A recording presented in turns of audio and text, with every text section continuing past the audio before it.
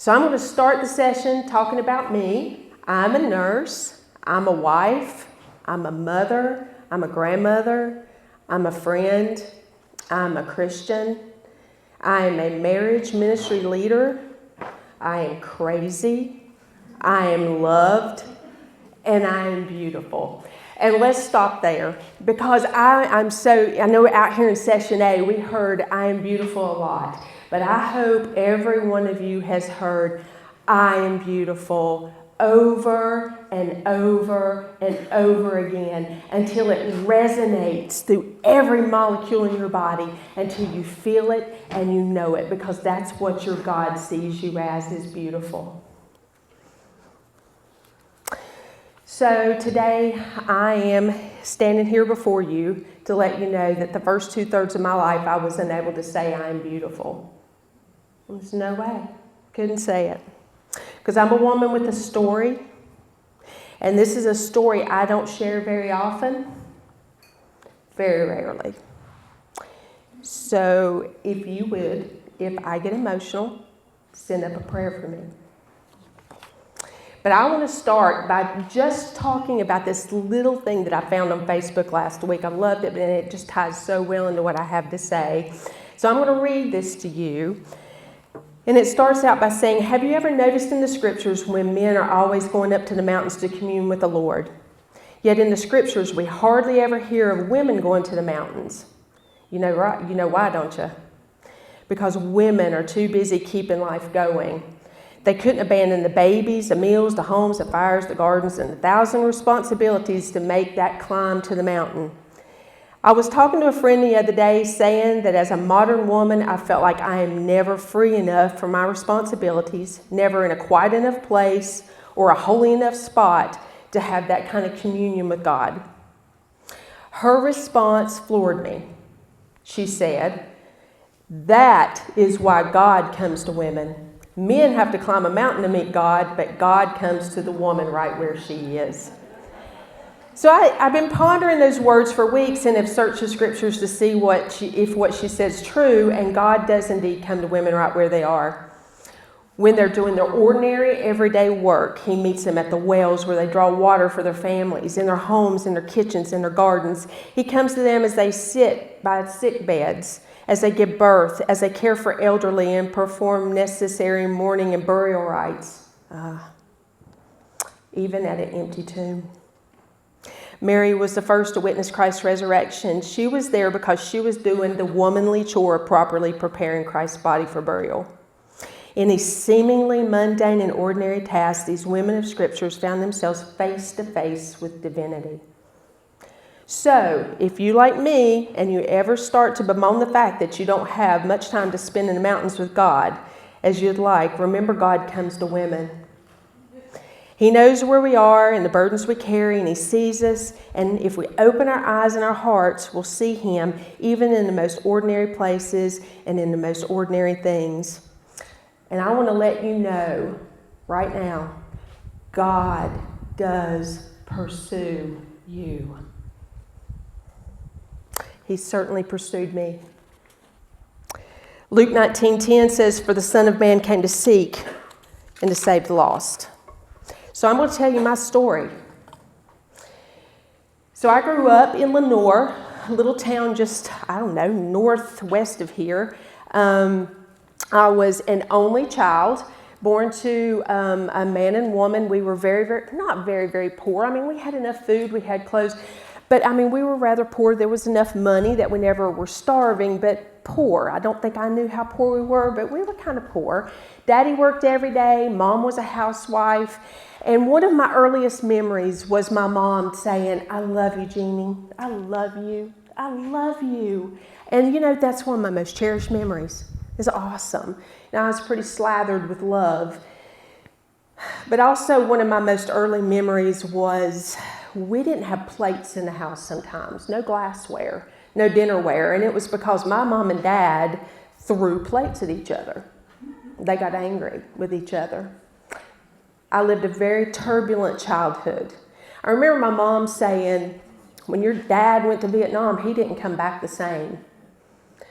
But my mom, I remember my dad had a very short fuse, and I remember my mom had a really naggy personality. And I remember these things from a child. I can also remember whenever my mom and dad would get angry enough with one another, they'd schedule appointments to go to attorneys' offices, and they'd always take me, and I was terrified. I didn't know where I was going to, what was going to happen to me. And I remember my mom threatening to leave, and my mom saying, Jeanie, you can just stay here because you love your dad more than you do me. You see, my mom and my dad used this weapon called guilt to get their way. Now, before I go any further, I want you to know I am not speaking badly of my parents. I love my parents, and they did the best that they could, but they're broken, just like the rest of us. And guess what? They've got a story too. So I want to make that clear before I move forward. So as I grew and puberty set in, there was a real turbulent day, and me and my parents got in a big argument. I wanted to start dating, blah, blah, blah, blah, blah. Well, they threw me out of the house, literally kicked me out of the house. So I went to live with my grandmother, and praise the Lord for grandmothers. I love my grandmother. She was so awesome. And what I remember most about my grandmother is she carried a Bible, and she prayed all the time. See, I wasn't raised we never went to church. We didn't pray in my home, but I remember my grandmother praying. She was a praying granny. So I stayed there, and the long arm of my parents' reach extended out to my grandmother's house. So by 18, I had to get out of this, and I met a guy, and I got married on my 18th birthday. So he was a nice guy. Everything was great. He treated me really good. He worked every day, and things were going okay. He was agnostic, but that wasn't a big issue in my mind because I wasn't Christian. So, but the longer we were together, by about 3.5 years, almost 4 years, there was something missing in that relationship. I can say today what was missing in that relationship was I just didn't feel love. Now, he told me he loved me, but there was something missing. I just didn't have that security. There was just something. So where I worked, there was a guy, there was an incident, and I had an extramarital affair. So I ended that marriage really quickly. I left, and where did I go? I went back to my parents' house. My parents were really happy that this marriage dissolved. They didn't like this man that I was married to, and they were very open-armed to the new man in my life. The new man in my life, there was a lot of drugs and a lot of alcohol, and of course, I fell right into that bucket of drugs and alcohol. That relationship didn't last long, and I'm thankful for that. And thankfully, whenever he left, pretty much the drugs and alcohol left out of my life too. But what I did pick up was moving from man to man to man, seeking and never finding. I didn't go a week without having a man in my life. So in my seeking, there was a man who found me. My mom and dad met him. They really liked him. Everybody knew his parents in Lenore. He seemed to come from a really good family. And my mom told me, Jeanie, go ahead and marry him. He'll be a good guy for you. And if it doesn't work out, you can get divorced. No worries. So what did I do? 3 months into this relationship, I said I'd do. By that night, the abuse started.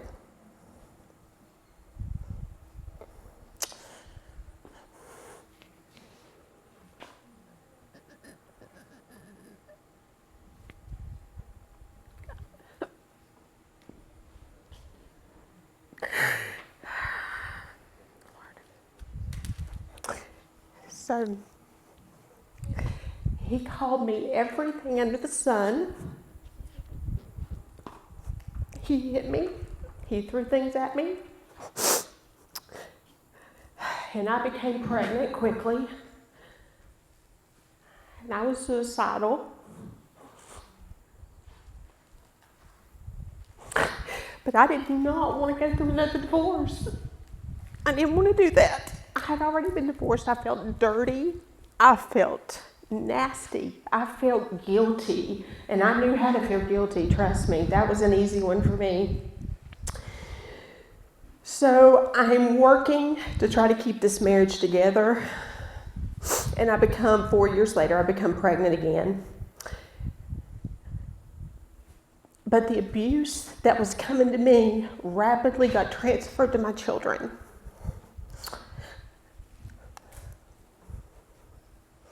So, police coming to my home was pretty frequent. I left over and over and over again.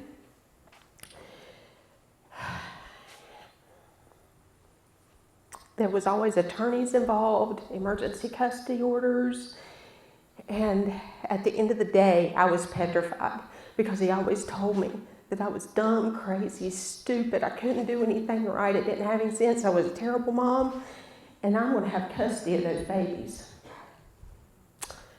So I always went back. Always went back.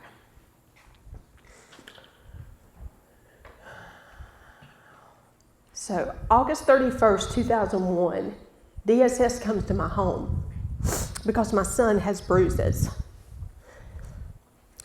As usual, DSS, because we lived at the family home in a guest house in behind his mom and dad's house, told me to pack my bags, get the kids, leave. They're going to conduct an investigation.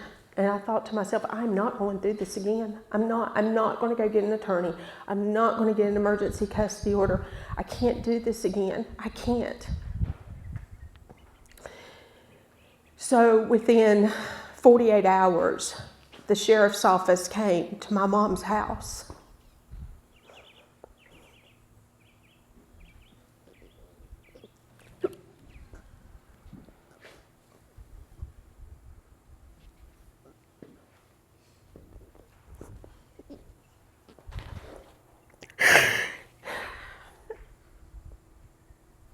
And he took my 2-year-old out of my arms and my 7-year-old and drove them right back up to the house of the abuser. Now, I want you to know that during the decade that I was with, well, by that time it was about 8 years that I was with him, I had laid on my hands and knees and I prayed to God. I prayed to God. I'd never needed God before until I met this man and I was in this marriage. But I laid there so many nights because I sat there while this man abused my children. And I said, God, fix him. I don't want to leave. I don't want to have another divorce. God, please. Or tell me to leave. Lord, you have to tell me. You know what God told me? Nada. Crickets. I got crickets. The only thing I had was on September of 2001, I had the sheriff coming to take my kids and deliver them back to the hands of an abuser. I have never felt so filleted open with a pain that was so bad. I couldn't eat. I couldn't sleep. I was angry and confused. There's not enough adjectives to say. So I don't know hopefully none of you guys have been through this before, but typically an emergency custody order is heard within, I think it's 7 days. I don't remember. That's been 2 decades ago now, but somehow everything got delayed. Every time you turned around, something was being delayed. So I went through the supervised visitation. Now I want you to know my kids wouldn't say who hurt them because they were petrified of their father. That would have taken care of the whole thing, but they were petrified. They would never say I did it. They would never say their dad did it. They couldn't, and that's okay. But I went through the supervised visitation. I went The whole thing was years. By the time we got it to court, a couple years later, I felt really good about things. I'd seen my kid finally every other weekend and 2 weeks during the summer. And I thought my sister-in-law was going to testify for me and I would have custody of my kids. Well, she took the stand that day, that long-awaited day, and she didn't testify for me, she testified for him. I was crushed. My attorney told me I just needed to sign my children over to him. So I signed an order saying that I would only get them every other weekend and 2 weeks two weeks during the summer. About 3 days after that, I found out that he was having an affair with my sister-in-law, which just laid insult to injury.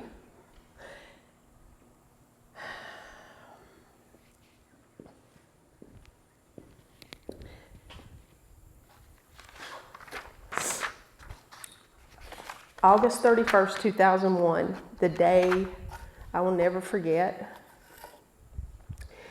I will never forget the feelings as I laid there in my bed, looking up at the ceiling. Because remember, I had lost my home. I don't know if I said this. I lost my home, my car, and most of all, my kids, my relationship. Now I've got 2 divorces under my belt.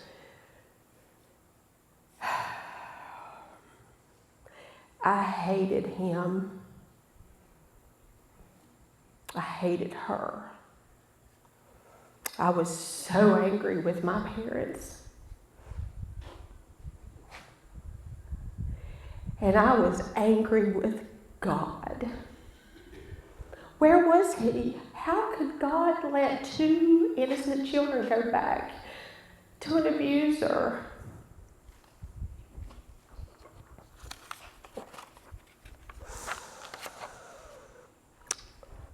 I've never hurt so bad. But I'm here to tell you now, and I want you to hear this clearly, that if I could go back and reel back time, I would never, ever change anything about it. So I'm going to tell you why.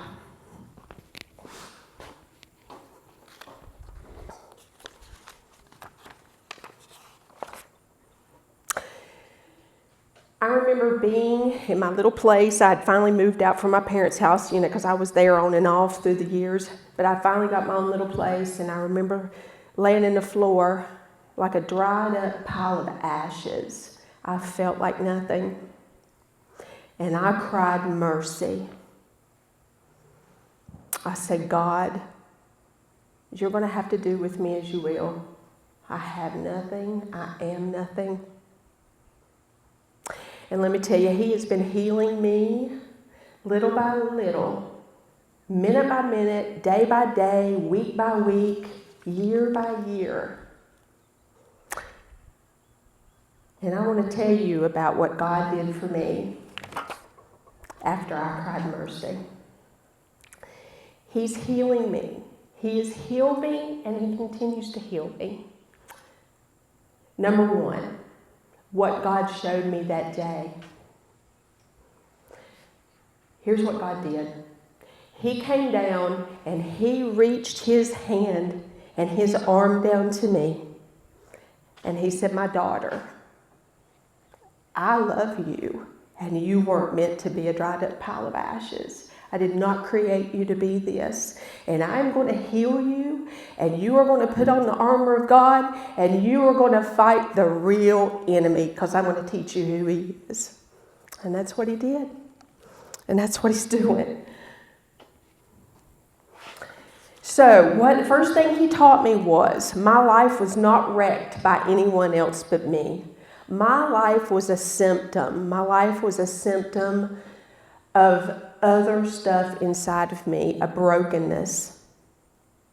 I remember while I was laying there crying mercy, I asked God, what is wrong with me? I'm the one who had made all these mistakes. I was the one that stayed with the man that abused me. I was the one that watched him abuse my children. What was wrong with me?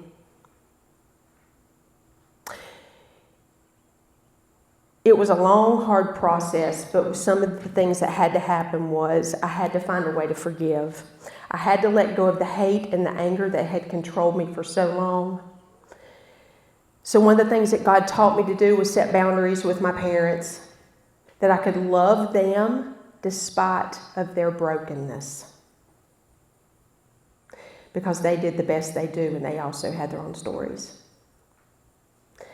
I finally learned how to forgive the man that had abused me and the children. Even though it was still in the middle of the situation, God was teaching me how to do this slowly. That I didn't want to teach the kids. I didn't want to say negative things about him in front of the children. It's amazing what he did to start removing some of that hate. But most of all, I found a way to forgive God. Because God told me why I didn't respond. I didn't hear anything from God. I wanted to know if I was supposed to leave. And here's what he said. God will never tell you to sin. He can't do it. Habakkuk 1:13 says your eyes are too pure to approve evil. So let's move on to the next set of healing. Number 2 for me, what God showed me. I had no idea what love was. I didn't know what love was. God wanted to heal me so that I would stop going in relationship circles. Stop seeking something that I wasn't going to find. You see, I was sick. I was sick inside. And if you remember my story, my mom had told me that she loved me, but it was conditional. My parents told me that they loved me, but they never prepared me to launch. They wanted to control me. My mom told me that she loved me, but she threatened to leave me. And she didn't know what she was doing, but these left me with deep, gashing wounds. I was bleeding from the inside. Do you see how my story, how skewed my idea of love was, how it destroyed my first marriage, and why I wound up with my second? Because I didn't know what love was. I didn't know what I was seeking. So God taught me what love was, and I have to read this verse because it's just so beautiful, and we've all heard it. 1 Corinthians 13:4-5, and here's what God says love is. Love is patient. Love is kind. Love never gives up. Love cares more for others than it does itself. Love doesn't want what it doesn't have. Love doesn't strut. Doesn't have a swelled head. It doesn't force itself on others. Love isn't always me first. Love doesn't fly off the handle. Love doesn't keep score of the sins of others. Love doesn't revel when others grovel. Love takes pleasure in flowering of the truth. Love puts up with anything. Love trusts God always and always looks for the best. Love never looks back but keeps going to the end, and love never dies. Isn't that beautiful? So do you see how God had me look back to where the wound started? He had me to see that injury, the source of my faulty thinking, so he could heal the wound and so that I could have a future in a relationship with him so he could use me. Number 3, I didn't know who to listen to. It doesn't make you sense, does it? I didn't know who to listen to. It's the truth. Do you remember how I introduced myself? I am Jeanie Decker. I am a Christian. I am a wife. I am a mother. I am a grandmother. On and on and on and on and on. And let me tell you, I can say that with the most confidence because it's all true. Because today I can tell you what is true and what is not true. Because I know the difference today. And that's huge. God showed me truth.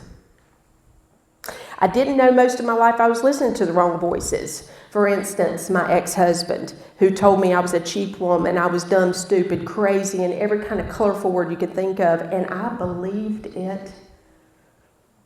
I'd heard people through my life say negative things to me and about me. Of course, we've all been in middle school. You tend to believe it. And how about the worst of all? The dialogue in your own head. Those repeating words of negativity or generalized feeling that you just aren't good enough, that you aren't smart enough, that you aren't pretty enough, that you can't do something. I know you know what I'm talking about. Don't look at me like you don't know what I'm talking about. I love the little flyer that Susan put out asking about that. And if I'm correct, I think there were 99% of you that hear something about yourself negative. Well, I'm here to tell you today, that's not from God. They're from the enemy. And I choose today to listen to what God says. And I want to share with you some verses, and there's so many of them, but I just have to tell you what they are. Listen to who God says you are.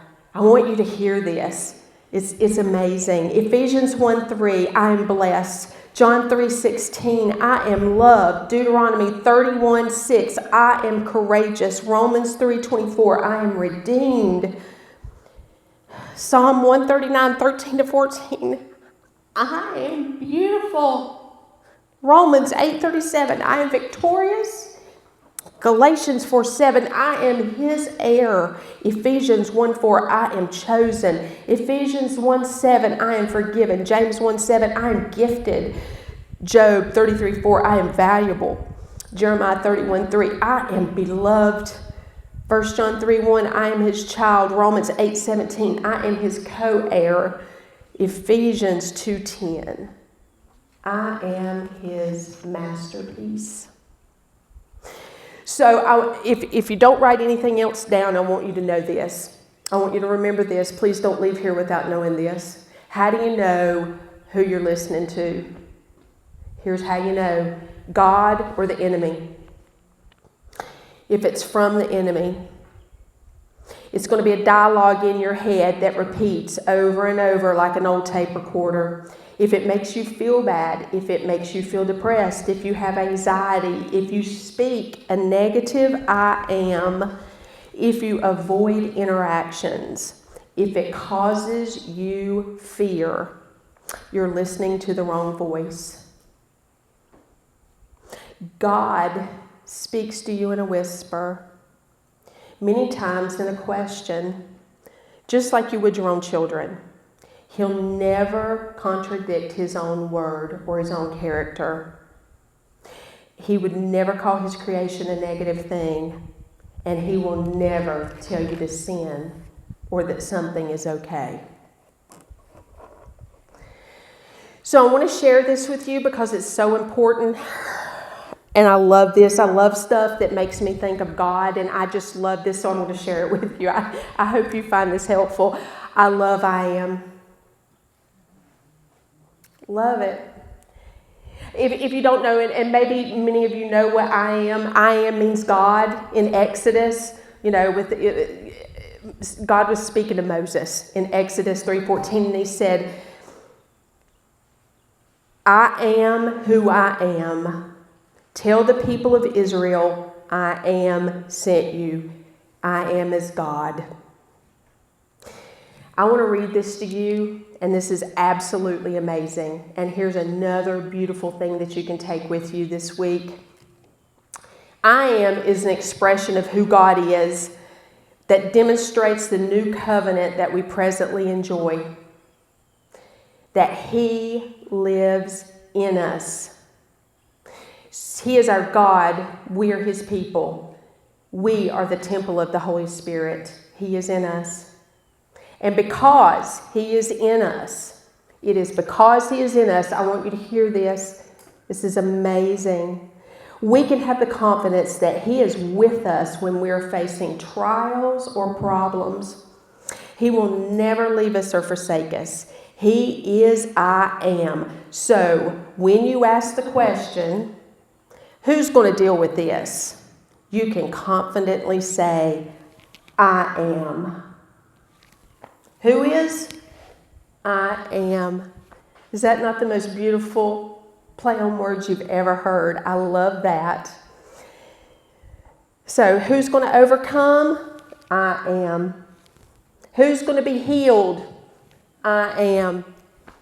It's amazing. Jesus said in John 14:6, I am the way, the truth, and the life. No one comes to the Father except through me. Are these words true? Jesus speaks a truth in 56 verses of the New Testament for us to believe that we're dumb, stupid, not good enough, not pretty enough, not beautiful, not victorious, not loved, etc. It calls Christ a liar.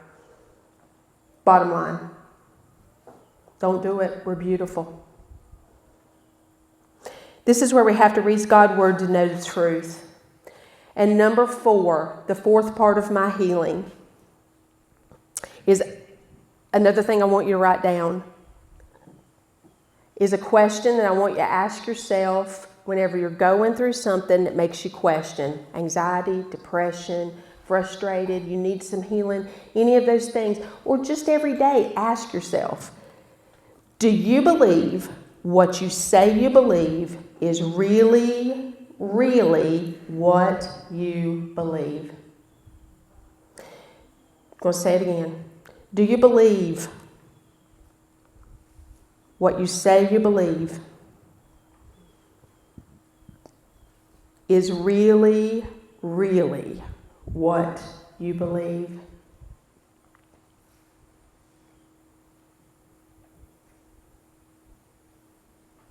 I think that's already been touched on. Thank you, Molly.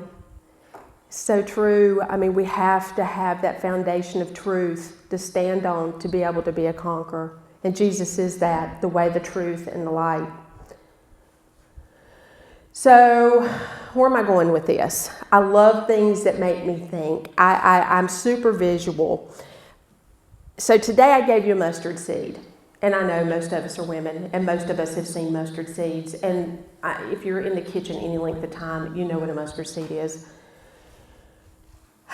But as you look at your mustard seed, if you want to pop the lid on it and hope that they don't pop right out on the floor, I'm going to read 1 Thessalonians 5:16-18 with you.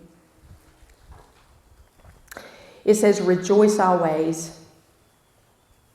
Pray without ceasing. Give thanks in circumstances, for this is the will of Christ for you. That's not about the mustard seed, but I had another point here. I'm sorry. But pray without ceasing is where I'm going with this. So the mustard seed is one of those things for me. I love a mustard seed just for a multitude of different reasons, but here's one of them. First off, pray without ceasing. I always wondered, I don't know about you guys, I tend to go off on Johnson if you haven't noticed that, but pray without ceasing, I was like, what does that mean? How do you even pray without ceasing? Because I can't go to work, with my hands like this and my eyes, closed. I have to, how do you pray without ceasing? This is how. Every time I see something that reminds me of God, I just kind of smile from the inside out. And of course, you've got that little, oh my goodness. I remember what he did for me. The mustard seed is that.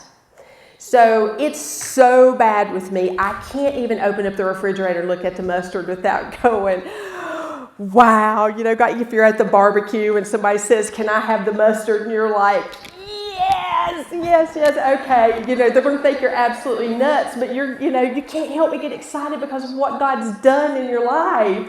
So my prayer is that you let a mustard seed, any of that reminds you of God, give that joy through and through for what he's doing and what he's done in your life. Could be a tree, could be a bush, but mustard seeds. I hope you walk out of here today and that mustard seed means something totally new to you about praying without ceasing. But going back to faith, the original reason why the mustard seed means so much to me was I think about that day that I cried mercy. You could dissect one of those little mustard seeds into 100 little pieces, and that day I didn't have probably 100th, probably less than that, and maybe a millionth. I had no faith. I didn't think God was going to, never answered me before. But that little bit of faith That little tiny little bit was enough faith for him to come in and change me through and through. To heal wounds that I'd had since I was a child. Jesus says, the simple truth is that if you had faith of a mustard seed, that you would tell the mountain to move and it would move. There would be nothing that would be impossible to you. That's Matthew 17:20. Faith. Faith of a mustard seed. Faith is when God's voice resonates within us. When you believe so deeply that you know it to every molecule in your body. When you can feel it. It is so true. It is so real. Nobody could talk you out of it. That's faith. So I'm going to wrap this up by telling you that we serve a mighty God, and He is on the throne. He is worthy, He is real, and He loves every one of us. And I call these little God kisses. So I'm going to share with you the God kisses that God's given me. Number one, He restored my children to me. Custody turned around on August 30th, 2007, when the children got to speak their truth. Number two, He provided money in one day for our attorney fees that we did not have. It was a miracle. He gave me a husband after years that was just right for me, a godly man. God knew. What a blessing. He's restored me a home, a car. He restored my mind. He has removed anxiety. I am free from bondage. He has removed worry from my life. There's no reason to worry about anything here on this little earth. There's just no point. God must have a sense of humor. He has put my husband and me in a marriage ministry. Really? But the biggest thing is that He moved my life from the ashes to beauty. I love each and every one of you, and God loves you. And we're getting ready to wrap this up today.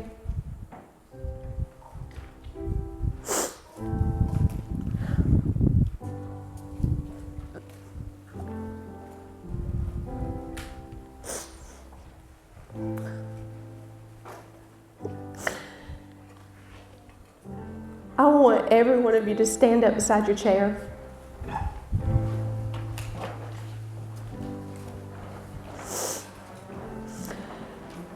With every eye closed, we're going to take a couple minutes.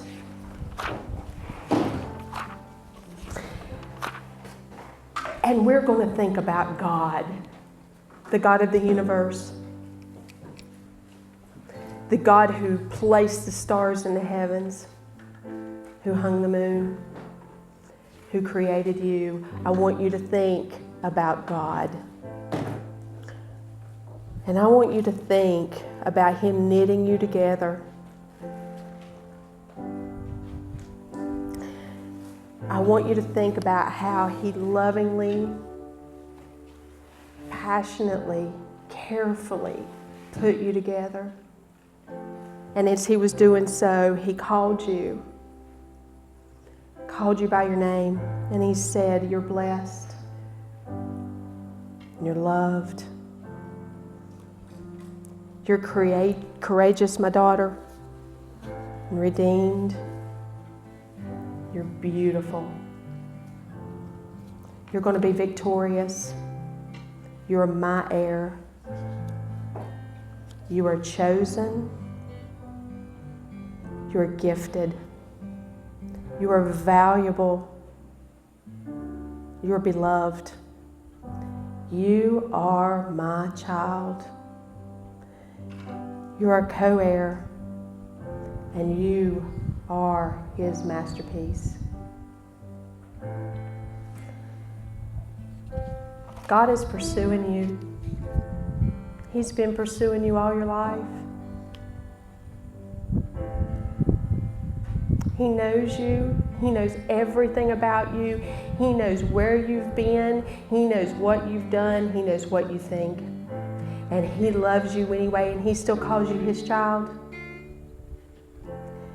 If you do not love and know God tonight, this is a time because He's pursuing you. He wants you. He wants to have a relationship with you.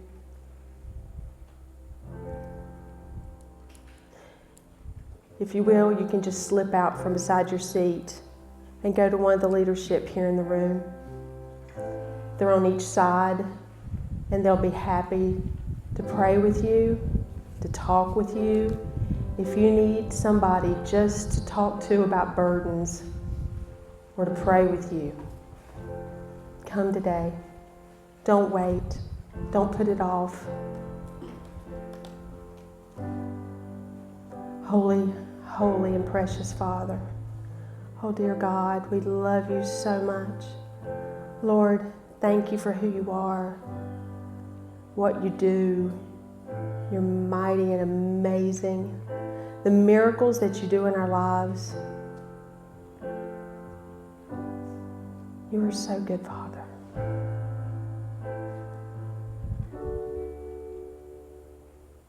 So good. Lord, we're going to give these burdens to you tonight. Lord, because you're going to handle them for us. We know you will. It's your promise to us.